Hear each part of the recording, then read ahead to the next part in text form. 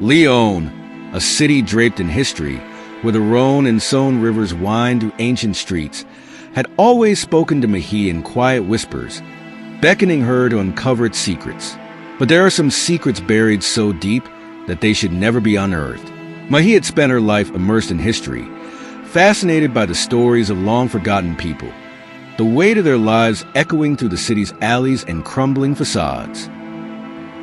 But none of those stories haunted her quite like the legend of La Déracinée, the uprooted, a woman banished centuries ago who cursed the land with her restless soul. It began, as these things often do, with curiosity. What harm could there be in whispering a name? But from the moment the word left her lips, something shifted in Mahé's life. The atmosphere of Lyon itself seemed to change. The narrow streets of Vieux Lyon became suffocating. The trees in Parc de la Tête loomed like silent sentinels, and the sound of footsteps echoed too closely behind her in the shadows of Croix-Rouse. Most of all, it was a knocking, a slow, rhythmic knock at her door each night. 3 knocks, always 3. At first, Mahé dismissed it, just the sounds of an old building settling, or perhaps a neighbor's door. But as the knocks grew louder and more insistent, a sickening dread settled in her chest. No matter where she was, they followed. In her apartment, on the library's old wooden shelves, even in the quietest corners of the Musée Gadania. And it wasn't long before she realized the truth. La Déracinée had found her. Mahé wasn't alone anymore. The curse spreads. She could still hear the knocking in her mind as she sat down with her friend Clara in the quiet of the Parc de la Tête d'Or. Mahé, desperate to share her burden, told Clara about the haunting, the legend, the knocks, the endless sense of being followed. She spoke in a trembling whisper, but as soon as the words left her mouth, she felt the weight shift onto Clara. Her best friend, who had always been there for her, now stared back with a hollow fear in her eyes. Clara didn't say anything at first, but the knocks came to her that very night. Mahé's heart sank deeper. Now she had cursed someone she loved. She sought help from a local historian, Philippe, meeting him beneath the towering statues of Place de Terreaux. She hoped that his knowledge of Lyon's ancient legends could offer some respite. But as she spoke the words again, Philippe grew silent, and the light drained from his eyes, just as it had with Clara. 2 people, 2 souls now bound to La Déraciné's curse. The knocks came for them, too. She heard their growing desperation in every phone call, every message. And yet, the knocking at Mahé's door persisted, louder and more insistent. No matter how many people she told, she couldn't shake it. It wasn't until she discovered an old book in the dusty archives of the Bibliothèque Municipale that the full horror of the curse was revealed to her.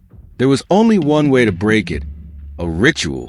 She had to sacrifice 3 cursed people, and only then could the curse be lifted. Mahé felt her heart shatter. There was no escape without condemning others.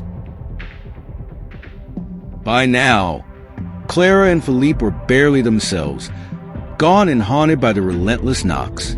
But Mahé needed a third, one more person to complete the ritual. In her desperation, she invited a third friend, someone unsuspecting.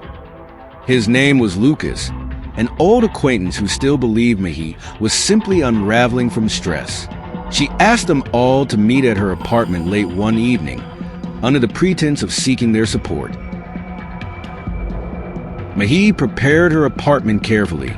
The candles were arranged with precision, their soft light flickering just enough to cast strange shadows along the walls. Symbols, ancient and dark, were hidden in plain sight, scrawled in places where no one would notice unless they looked closely. The tension in the air was thick, but none of them knew what was coming. As the clock ticked closer to midnight, Mahé excused herself and went alone to the bathroom, where she could barely hear her friend speaking. She stood in front of the mirror, her hands shaking as she recited the invocation from the book, the words foreign and thick in her mouth.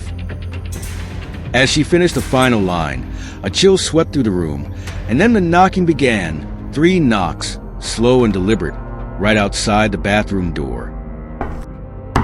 She froze. The knocks grew louder, relentless, shaking the very walls of the apartment.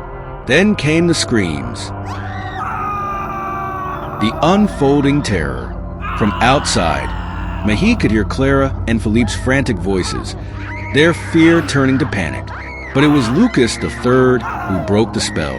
His voice trembled as he cried out, accusing her of bringing this curse upon them. She could hear the terror rising in his throat as he tried to deny what was happening, as he tried to escape the fate that had just been cast upon him. A gunshot rang out, a sharp crack that echoed through the small apartment. Mahee's heart stopped. The knocks outside the bathroom door fell silent. She waited, barely breathing, her hands pressed to the cold sink. There were no more knocks, no more whispers. The curse was lifted. Slowly, cautiously, Mahee opened the bathroom door. The flickering candles cast long shadows across the floor, revealing what remained. Clara, Philippe, and Lucas lay lifeless, crumpled on the ground. The air was thick with the stench of blood, smoke still curling from Lucas's gun. He had panicked, trying to fight off the inevitable, but it had been too late. Her friends were dead. Mahee stood frozen, staring at the bodies scattered around her apartment, their faces twisted in fear and agony. The silence was overwhelming, deafening after so many nights filled with knocks and terror. But it was over. La Déracinée had taken her sacrifice. In the distance, faint at first, but growing louder with every second, Mahee could hear the wail of police sirens approaching. She didn't move. She couldn't. The ritual was complete, the curse lifted. But she was left standing alone in the aftermath, her soul stained by the choices she had made. Lyon, with all its beauty and history, slept just outside her windows.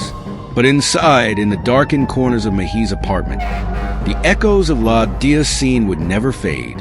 And as the police closed in, she wondered if, somewhere deep in the city's roots, her own name would be whispered as a new legend, a tale of fear, betrayal, and the price of survival. Do you hear that? The knocks at the door. Tales by the Wolf brings another original story. What would you do if you were in Mahee's place? Comment below and let us know your thoughts. Hit that subscribe button and turn on notifications if you dare. More chilling stories are on the way. Curious about more forgotten legends? Check out the playlist for other bone-chilling tales from around the world.